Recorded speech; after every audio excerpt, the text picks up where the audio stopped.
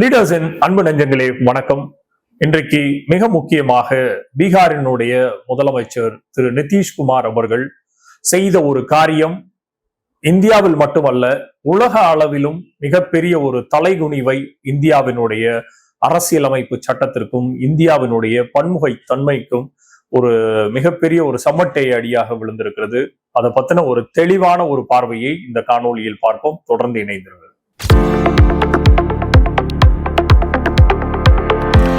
நிதிஷ்குமார் அவர்கள் கடந்த 20 ஆண்டு காலமாக பீகாரினுடைய முதலமைச்சராக எந்த கூட்டணியில் இருந்தாலும் அவர்தான் முதலமைச்சர் அப்படிங்கிறதுல விடாப்பிடியாக இருக்கக்கூடிய ஒரு அரசியல்வாதி. கூடு விட்டு கூடு பாயறது மாதிரி அவர் ஒவ்வொரு அரசியல் கட்சிகளையும் ஒவ்வொரு கூட்டணிகளையும் மாறினா கூட அவர்தான் ஒரு நிரந்தர முதலமைச்சர் பீகாரினுடைய அரசியல் அமைப்புல அப்படிங்கிறதுல தெள்ள தெளிவாக இருக்கக்கூடியவர். ஈவன் கடந்த தேர்தல்கள் ஒரு மாதங்களுக்கு முன்னாடி முடிந்த தேர்தல்களில் கூட என்டிஏவினுடைய அலையன்ஸ்ல பாரதிய ஜனதா கட்சியினோட கூட்டணியில இருந்தா கூட பாரதிய ஜனதா கட்சி நிதிஷ்குமாரினுடைய கட்சியை விட அதிகப்படியான ஒரு இடங்களில் வென்றால் கூட நிதிஷ்குமார் அவர்கள் தான் இன்றைக்கு முதலமைச்சர். அப்போ 4 முறை கடந்தும் இன்றைக்கு முதலமைச்சராக இருக்கக்கூடியவர் ஒரு பீகாரினுடைய ஒட்டுமொத்தமான ஸ்ரதத்தன்மையை ஒட்டுமொத்தமான பொருளாதாரத்தை வளர்த்திருக்கிறாரா? ஒவ்வொரு காரணிகள்லையும், அதாவது மருத்துவம் போன்ற காரணிகள்ல, கல்வித்தரத்தினுடைய காரணிகள்ல, வே ஆஃப் லிவிங்ல, பெர் கேபிட்டா இன்கம்ல, நாட்டினுடைய உள்நாட்டு உற்பத்தியில அவருடைய பங்களிப்பை செய்திருக்கிறாரா அப்படின்னு பாத்தீங்கன்னா மிகப்பெரிய ஒரு கேள்விக்குறி.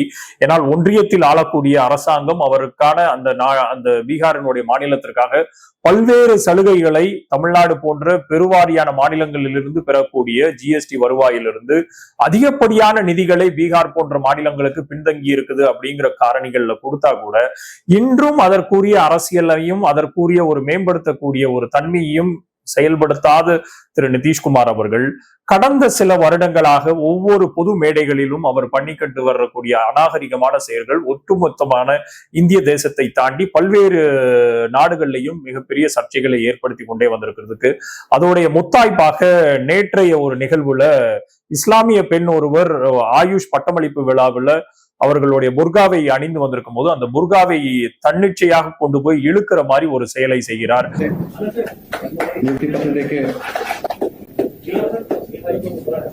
இது ஆர்டிகிள் 14, ஆர்டிகிள் 15, ஆர்டிகிள் 25, ஆர்டிகிள் 21 படி ஒட்டுமொத்தமாக ரிலீஜியஸ் வயலேஷனை தாண்டி ஒரு தனிநபருக்கு இந்த இந்தியாவினுடைய அரசியலமைப்பு சட்டம் வழங்கி இருக்கக்கூடிய ஒவ்வொரு காரணிகளுக்கும் விழப்பட்ட ஒரு சமட்டியடி. இது யாரோ ஒரு ரோட்ல போற ஒரு ரோமியோஸ் பண்றாங்கன்னா இதை அதற்குரிய நடவடிக்கைகள் மூலியமாக அவர்களை உள்ளு கொண்டு வைக்கிறது, அவர்களுக்கான தண்டனைகளை பெற்றுக்கொள்வது பண்ண முடியும்.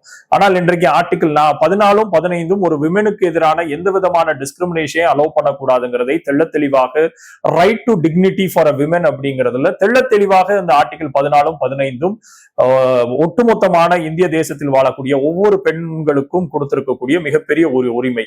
இந்த உரிமையை யார் வயலேட் பண்றான்னு பாத்தீங்கன்னா பீகாரில் 4 முறையாக முதலமைச்சராக இருக்கக்கூடிய திரு நிதிஷ்குமார் அவர்கள் அந்த பெண்ணுடைய புர்காவை இழித்து முகத்தை பார்க்கிறதுக்கு முனைகிறார். பீகாரினுடைய முதலமைச்சர் பண்ற இந்த கீழ்த்தரமான ஒரு விஷயத்துக்கு நேர் அப்படியே யூபியில் இருக்கக்கூடிய ஒரு அமைச்சர் என்ன சொல்றாருன்னா, வெறும் புர்காவை மட்டும்தானே இழுக்க பார்த்தாரு, அவங்களை எதுவும் கையை வச்சு அங்க இங்கெல்லாம் எதுவும் தொடலையில அப்படிங்கிற ஒரு நமட்டு சிரிப்பை சிரிக்கிறார்.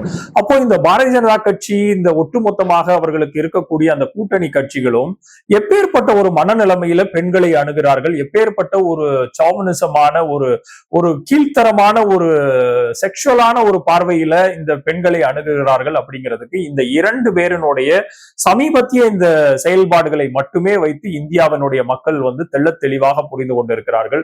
இதை தாண்டி ஒட்டுமொத்தமாக இன்றைக்கு உலக நாடுகளில் இருக்கக்கூடிய அத்தனை சேனலும் இதை மிகப்பெரிய ஒரு ப்ராபகண்டாவாக இந்தியாவினுடைய பன்முகத்தன்மைக்கு விடப்பட்ட மிகப்பெரிய ஒரு சவாலாக எடுத்துக்கொண்டு அல் ஜசீரா போன்ற ஊடகங்களும் சரி, பிபிசி போன்ற ஊடகங்களும் ஒட்டுமொத்தமாக உலக அளவில் ஒரு சிறுபான்மையினர் அமைப்புகளாக இருந்தால் கூட இந்தியாவில் கிட்டத்தட்ட 1.4 பில்லியன், அதாவது 140 கோடி மக்கள்ல குறைந்தது ஒரு 18 to 20 விழுக்காடு இருக்கக்கூடிய மக்களினுடைய ஒரு ரெப்ரசன்டேட்டிவாக இருக்கக்கூடிய ஒரு அரசாங்கத்தினுடைய முதலமைச்சரே அந்த மக்களின்பால் இருக்கக்கூடிய இருக்கக்கூடிய இந்த அநாகரிகமான செயலை செய்வதற்கு இவர்களுக்கு எது அந்த தூண்டுகிறது அப்படின்னு பார்த்தோம்னா, அந்த இஸ்லாமோபியா, இஸ்லாத்துக்கு எதிரான, இஸ்லாமியர்களுக்கு எதிரான ஒரு அடக்குமுறையை, வன்முறையை கட்டவிழ்த்து விட வேண்டும் அப்படிங்கிற ஒரு பார்வையில் இயங்கிக் கொண்டிருக்கிறது அப்படிங்கிறது சங் பரிவார்கள் மேல வைக்கக்கூடிய மிகப்பெரிய ஒரு குற்றச்சாட்டா காலம் தொட்டு இருக்குது.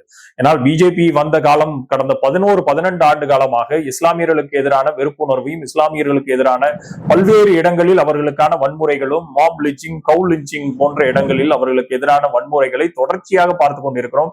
தலித்துகளுக்கு எதிரான கீழ்மட்டத்திலிருந்து வரக்கூடிய ஒவ்வொரு மக்களுக்கும், விளிம்பு நிலை மக்களுக்கு எதிரான நடவடிக்கைகளை செய்து கொண்டிருக்கிறார்கள் அப்படிங்கிற மிகப்பெரிய ஒரு குற்றச்சாட்டு இருக்குங்கும் போது, இவர்களுக்கு எதிரான இந்த இஸ்லாமோபியா கருத்துக்களும், இஸ்லாமோபியாவுக்கு எதிரான, இஸ்லாமியர்களுக்கு எதிரான இந்த வன்முறைகளும், இஸ்லாமியர்களுக்கு எதிரான இந்த அடக்கு ஒடுக்குமுறைகளையும் ஒட்டுமொத்தமான இந்திய தேசத்திற்கும் விடப்பட்ட அந்த பன்முகத்தன்மை, social fabric of this great nation lies with these, என்ன சொல்லுவாங்கன்னா, ஒட்டுமொத்தமான இந்திய தேசத்தினுடைய பன்முகத்தன்மைக்கு மிக முக்கிய காரணி வந்து நம்மளுக்கு எந்த விதமான ரிலிஜியனையும் நீங்க பிராக்டிஸ் பண்ணலாம், எதையும் ப்ராஃபஸ் பண்ணலாம், ப்ராபகேட் பண்ணலாங்கிறது ஆர்டிகிள் 25 வந்து தெள்ள தெளிவாக ஒவ்வொரு மனிதர்களுக்கும் கொடுக்கப்பட்டிருக்கக்கூடிய மிகப்பெரிய ஒரு உரிமை. இந்த உரிமையை வயலேட் பண்ற மாதிரி ரோட் சைடு ரோமியோக்களோ, இந்த குட்டிச்சவர்ல உட்கார்ந்து இருக்கக்கூடிய ஈவ் டீசிங் பண்ணக்கூடிய பொறுக்கிகளோ பண்றத வந்து தடுக்கிறதுக்கு பல்வேறு சட்டங்கள் இருக்கிறது. அதைப்படி அவர்களுக்கு எந்தவித இம்பியூனிட்டியும் இல்லாம அவர்களுக்கான ஸ்ட்ரிக்டான நடவடிக்கைகள் எடுக்கப்படும்.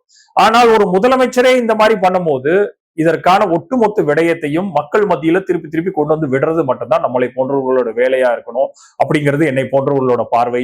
ஏன்னா, என்றைக்கு ஒரு பிரதம மந்திரியா இருக்கக்கூடிய திரு நரேந்திர மோடி அவர்கள் அன்றைக்கு கொடுத்த ஒரு பேட்டியில ரோடுல போற நாய்கள் மாதிரி இஸ்லாமியர்கள் அடித்து கொல்லப்பட்டார்கள் அப்படிங்கிற ஒரு உவமையை வைத்த ஒரு இன்டர்வியூவும் நடந்ததும் இந்த தேசத்துலதான்.